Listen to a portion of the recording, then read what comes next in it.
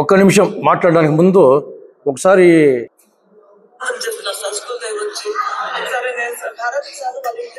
చేసి వార్నింగ్ ఇస్తారు. మరి నువ్వు ఎందుకు మా మాటకి ఎందుకు టీడీపీ అంటావంట ఊళ్ళో అనేసి వార్నింగ్ ఇచ్చినారు భరత్ సార్.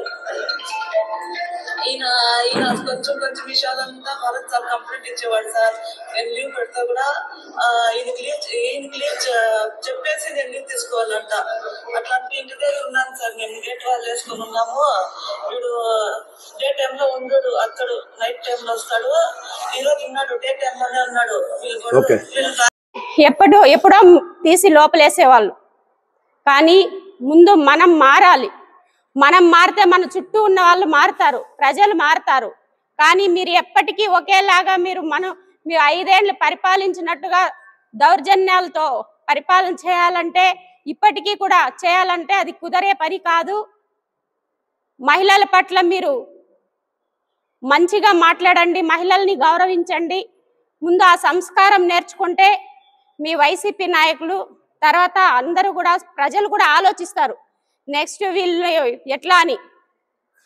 మీకున్నటువంటి ఆలోచనలు, మీకున్నటువంటి తప్పుడు మాటల వల్లనే ఈ రోజున మీరు 11 సీట్లకు పడిపోయారన్నది మీరు తెలుసుకోవాలి, మరి గుర్తు పెట్టుకోవాలి దాన్ని అని తెలియజేస్తూ జై తెలుగుదేశం, జై చంద్రబాబు నాయుడు గారు.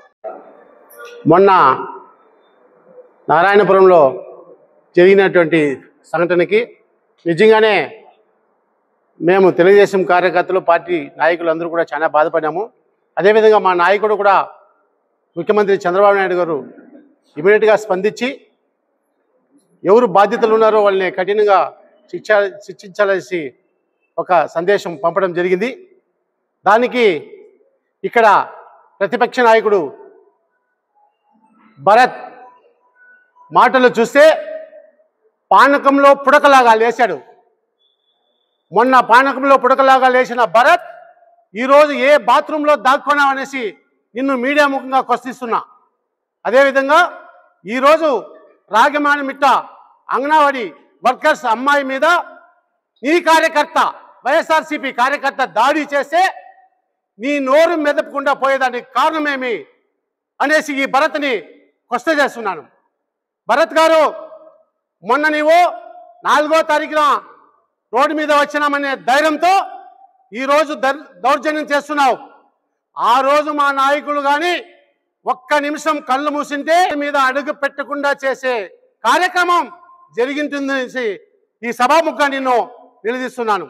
అదేవిధంగా ఏం చెప్పావు, 36 మంది మీద కేసు పెట్టావు అని చెప్పావు కదా భరత్.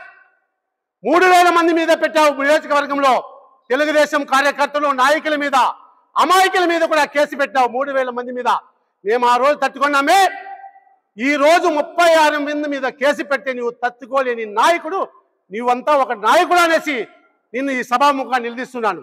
అదేవిధంగా జాగ్రత్త, ఇన్ని రోజులు కథ వేరే. భరత్ గారు, మేము రూలింగ్ పార్టీలో ఏమి నోరు తీయకూడదని నిన్న కూడా మా పెద్దలు గౌరవంగా మాట్లాడు, తప్పుగా మాట్లాడదని చెప్తే నిన్న కూడా గౌరవంగా మాట్లాడినాను.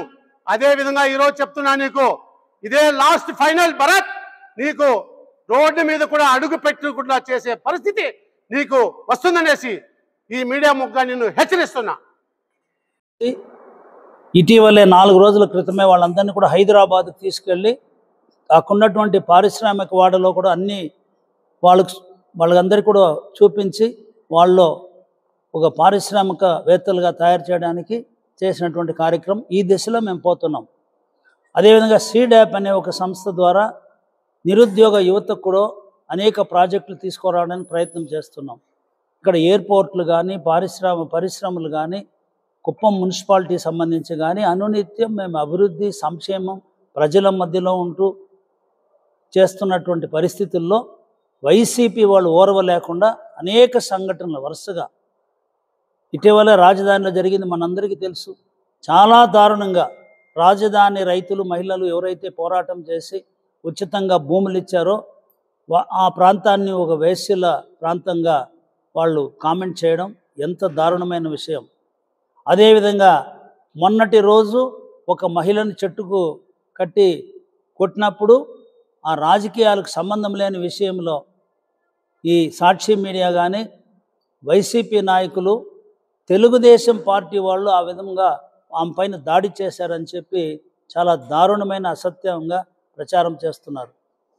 ఈరోజు రాగిమానమిట్ట గ్రామం కుప్పం మండలంలో చాలామంది పేద ముస్లింలు ఉన్నటువంటి ఆ గ్రామంలో ఒక అంగన్వాడీ వర్కర్, ఆమె చాలా పేద కుటుంబం సంబంధించినటువంటి నజ్జిమాపై అక్కడున్నటువంటి ఒక రౌడీ షీటర్, ఒక మర్డర్ చేసినటువంటి వ్యక్తి, ఆ గ్రామంలో భయభ్రాంతాలు సృష్టించినటువంటి వ్యక్తి ఆమె పైన దాడి చేయడం అంటే అతన్ని వైసీపీ వాళ్ళు కోఆప్షన్ మెంబర్గా ఇస్తూ ఎమ్మెల్సీ భరత్ గారు కూడా ఆయన్ని ప్రోత్సహిస్తూ ఇటువంటి దారుణాలు చేయిస్తున్నారు. సో వైసీపీ వాళ్ళ యొక్క దురాఘాతాలకు చెక్ పెట్టాలి. తెలుగుదేశం పార్టీ కార్యకర్తలు చూస్తూ ఊరుకోలేరు. ఇదివరకు గౌరవ ముఖ్యమంత్రి మమ్మల్ని అందరూ కూడా ఎంతో కంట్రోల్లో పెట్టారు. ఒక చిన్న తప్పు చేసినా కానీ మా అధినాయకుడు తెలుగుదేశం పార్టీ ఎంత పెద్ద నాయకుడైనా కూడా అతని మీద చర్యలు తీసుకునే పరిస్థితి ఉన్నప్పుడు మేము ఆ క్రమశిక్షణతో పెరిగాం.